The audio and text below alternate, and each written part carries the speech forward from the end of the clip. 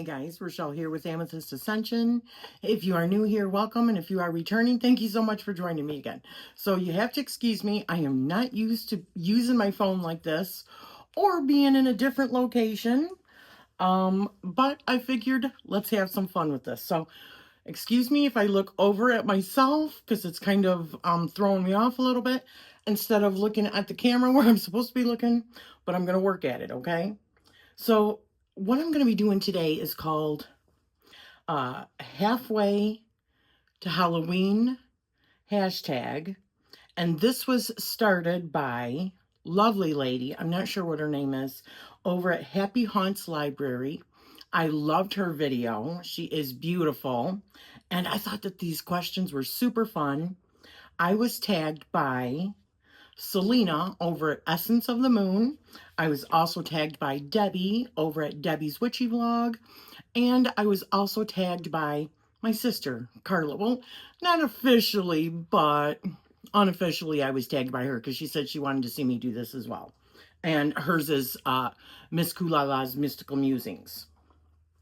So it's a series of 10 questions, so let's get started. So, are you a fan of haunted houses? Yes and no. So, I have experienced many haunted houses. I mean, I have lived in many haunted houses. I mean, from the time I was little. You guys know that I have talked about this before on my channel, on a couple other tags, I'm sure, but they've been a couple of years ago. And I have a whole lot of new subscribers that don't know about that. So if you've heard this before, just move it along and I'm sorry. But so when I was little, we lived in a house that had a whole lot of spiritual activity, and my mom had a priest come in, and I had to follow that priest along and say the Lord's Prayer behind him, repeat it as best as I could because I was a little girl. Little, I think maybe 2 or 3 years old, maybe. Anyways, she said that I would go into different rooms behind closed doors and I would be talking with somebody. She thought at first maybe like a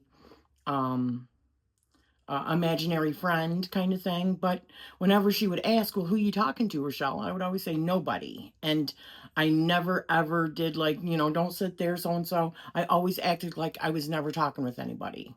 So I guess I just really essentially scared the hell out of her, right? Another thing, in that same house, my aunt said when I was a baby, because it was like several apartments. This was an old house in Jonesville, Michigan. And I believe it's tore down now. But she had said that I was crying. So my Aunt Emma went to get me out of the crib. And she said when she went into the room, I was floating up in the air and screaming. So she grabbed me really quick and came down the stairs. And another time that I was screaming, she caught me. She was going up the stairs, and these are some freaky stairs according to what my sister said. Honestly, I don't remember the stairs because I was pretty little then. But I was coming down the stairs, but I was floating down the stairs. I also had an experience when I was about 5 years old, and I shared a bedroom with my sister Carla, and she was on the top bunk, I was on the bottom bunk, and I had something when I got up about, I don't know, 2 o'clock in the morning because I had to go bathroom. So I got up from my bed and something grabbed me from underneath of the bed and was pulling on me, like literally trying to pull me under the bed. And I was so scared. I was screaming like friggin' bloody murder, and pretty much woke up my whole house. I was pretty much traumatized until I was about, I don't know, early 20s. I would jump from like 6 feet to get on my bed. I never slept with any limbs hanging over the bed. I had to always be under the covers. It was horrible. I mean, even after I was married and everything, it still affected me. It was traumatizing. But the idea of going ghost hunting and stuff like that, which I want to do, is always really fun for me. That was something that I did go through, but even now, I've had other incidences happen since then that I was just like, listen, you're going to march your butt right back on down those stairs because I can hear you. I was the only one home and I heard it coming all the way up the stairs, different house, all the way coming up the stairs. The kids were in school. My husband was at work.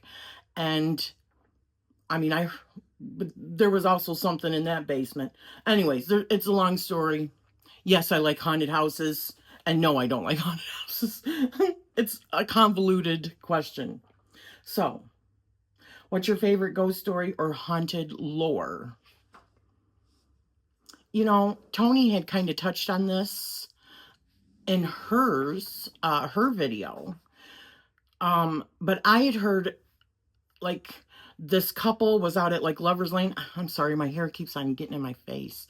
This couple was out at like Lover's Lane making out. They heard a noise and it was like a stormy night, but the guy gets out and he's checking, you know, to see, and the woman is sitting in the vehicle for a long time, it seems like.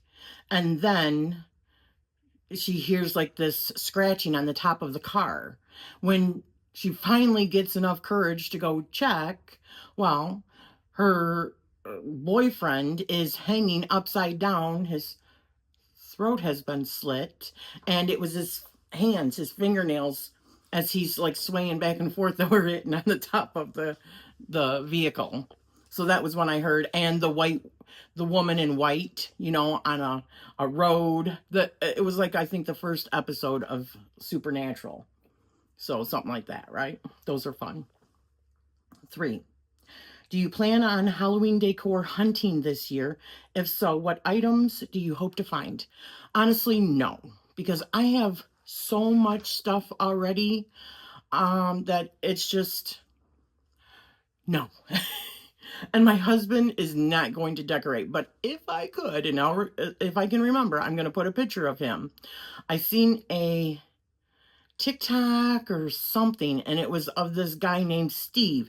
I think it was also something that Tony, Antoinette Tarot and Jewelry, something that she had sent to us girls in a private chat, and it was this big, I mean, he's huge, a skeleton. And it's like his chest and up is above the ground, and he's got his arm over like that. And this thing is huge. It's like maybe 6 feet tall, but it's also maybe like, I don't know, 9 feet wide with the arm and everything. It looks like he's coming up out of the ground. If I could, I would have him in my yard every day of every year. And they called him Steve, and Steve is just excellent. I tried to see if I could get him. He was like $300 and some at Costco, but he's never available. But if I could, I would get Steve and leave him permanently in my yard somewhere. It would probably have to be the backyard though, because I mean, we live in a nicer community. Older, you know, people probably scare the hell out of them. Either that or they would just really enjoy it. Who knows? It's a crapshoot, right? So the next question. Candy cord, love it or hate it? Sorry, gosh, man. It doesn't taste horrible, but it's not like fantastic either. You know, it is just like pure sugar, but it doesn't taste bad. I mean, if it was right there in front of me, I'd probably have a few, but I'm not sad if I didn't get any either. It's not even close to like the kind of stuff I like, which is mainly chocolate and like Reese's peanut butter cups, stuff like that. Yeah. Yummy. So, 5. Are you big into costumes and dressed up for Halloween? If so, what's your favorite costume of all time? It's got to be a witch, of course, right? Absolutely. I should have put my hat on and I should have put my cape on. I've got a couple of different, not capes, but cloaks. I got a couple of different ones, which I love them both, and the hat. But I do remember one year, I used to make our costumes. I used to make my hubbies and my costumes and the kids' costumes as they were growing up. Just because I was a friggin' overachiever and was a housewife, right? And so I would sew and stuff like that too. Oh my goodness. But one year I was like a uh, Middle Ages wench. I made it out of like some burgundy velvet material, and it was long and it had the flowing sleeves, you know, like at the end. And then I created like a bustier, like embroidered, like vest that I, you know, like squeezed everything in, and I was like overflowing, if you know what I mean, on the top, because that was like a, you know, the medieval wenches, bar wench, whatever, that was always, you know, so full here, which I never have a problem with. So anywho's, that was really fun. And my husband that year, he did not want to be anything like that. I could not talk him into anything. So I made him a huge M&M. We bought him the gloves, and I made him a huge blue M&M and embroidered I made the whole thing. We had the big feet for him, and he had I think like black sweats on with it or something. It was so funny. People are like, well, that's kind of mismatched, but we used to have parties. And is that another question here? It might be. But we used to have parties in our house and invite all of the friends over. This is when our kids were younger, after we did the trick-or-treating with the kids. All the kids would be, and we'd have costume parties for the adults. I mean, contests for the adults and for the children. But the children, some of the friends had older kids. So all of the kids would be upstairs. Some of the older teenagers would watch all of the other younger kids. And all of the adults would go downstairs because we had a finished basement. We had a pool table and a fully stocked bar and all that. It was a big house. I mean, it was much bigger than this one. So, but that was a long time ago. But it was a lot of fun. We used to do that every year and do the bobbing for apples and all that. So let's see. What is one activity or experience that is on your spooky season bucket list this year? Well, I was talking with Carla yesterday, and we want to do some ghost hunting this year. Maybe go to an asylum or do some haunted history tours. So we were looking around like at places in between us, places that are close to us. We're still going to be looking for places closer to them. I even asked my husband whether or not he would maybe want to do that. He said yes. I've got this necrophonic like thing on my phone. It's like a spirit box kind of thing. So something like that could be kind of fun. Every year I also do like tarot. I do ancestry work. I get in touch with my ancestors and the spirit realm during, you know, Samhain season or Halloween. Let's see. 7, what books, series, or movies scream Halloween to you? Now, I'm going to be cliche, but it's Halloween. The movie Halloween with Mike Myers. Because that's something that you watch every Halloween, right? And the name of it is Halloween, but not just that. Every year, because we had the soundtrack when we were younger on cassette. And you remember the old boom boxes? Well, we would put that in. We would put it by the front door, and the music is like, I mean, it's like, it's hard for me to say, but it was just like really good. It's like scary music. So we used to put that out by our front door when the kids were trick-or-treating. It was a lot of fun.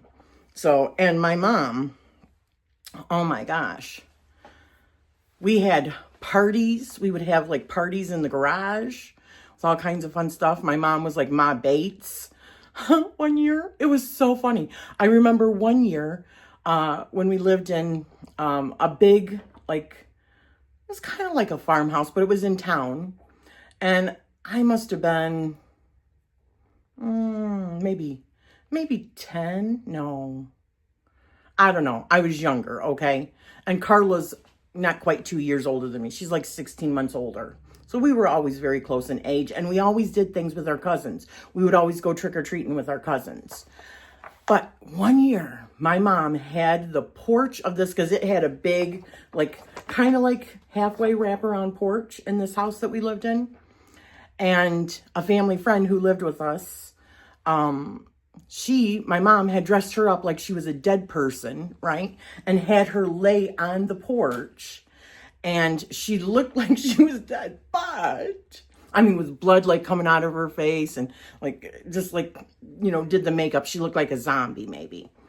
And when the kids would come up to the door in order to get the candy, Vi, that was her name, Vi, she's passed now, but she would open her eyes and she'd like follow the kids with her eyes, like hardly trying to move her head, And then sometimes when like the adults would come up, she'd go, ah, scare the crap out of people. It was so much fun. I loved it. I loved it. So, what book? I don't know.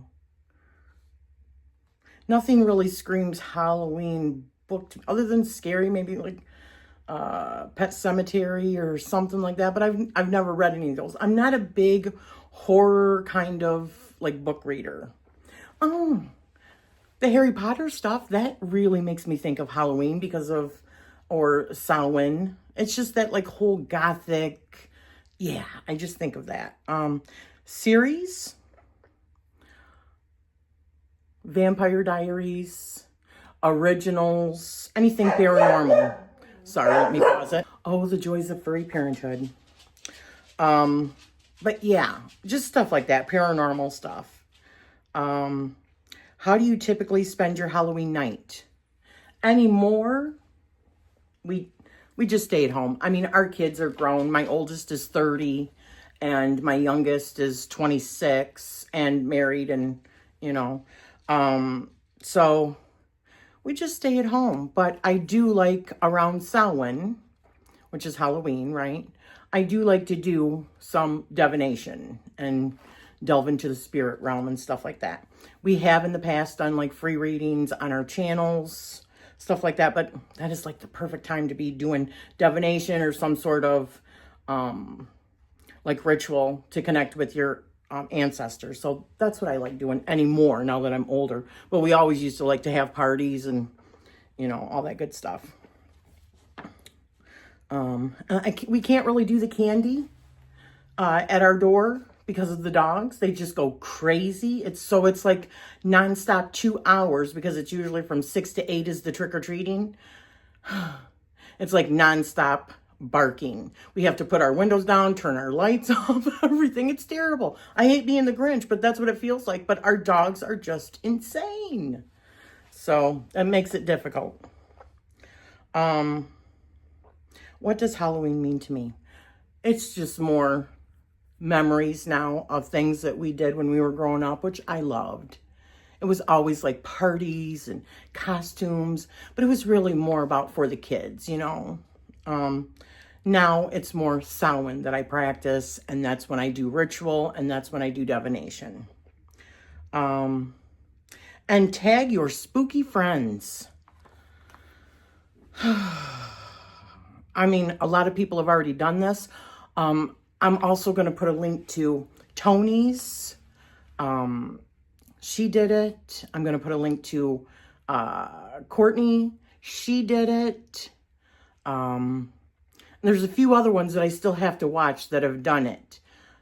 I highly enjoy this kind of stuff, but really check out my sister's, because she did all these really cool special effects with her face and all that, and tons of pictures from her past Halloweens and stuff like that. I told her I wished I would have taken pictures, but back when I was doing it, we weren't like picture happy, especially because I was usually hosting these parties, and I was so busy constantly being tugged here, and stuff like that. So if you're watching this and you want to do it, I tag you. Do it. Okay? So I want to say thank you to Selena. Her video was fabulous. She dressed up. She's beautiful. Debbie's was so fun. I loved it. Thank you, Debbie, for tagging me. And Carla, thank you for tagging me. I loved it, and I loved our Halloweens together. So lots of memories, right? So, and hopefully lots more to come with some paranormal investigating. So thank you for spending this time with me, and I'm sending you love always.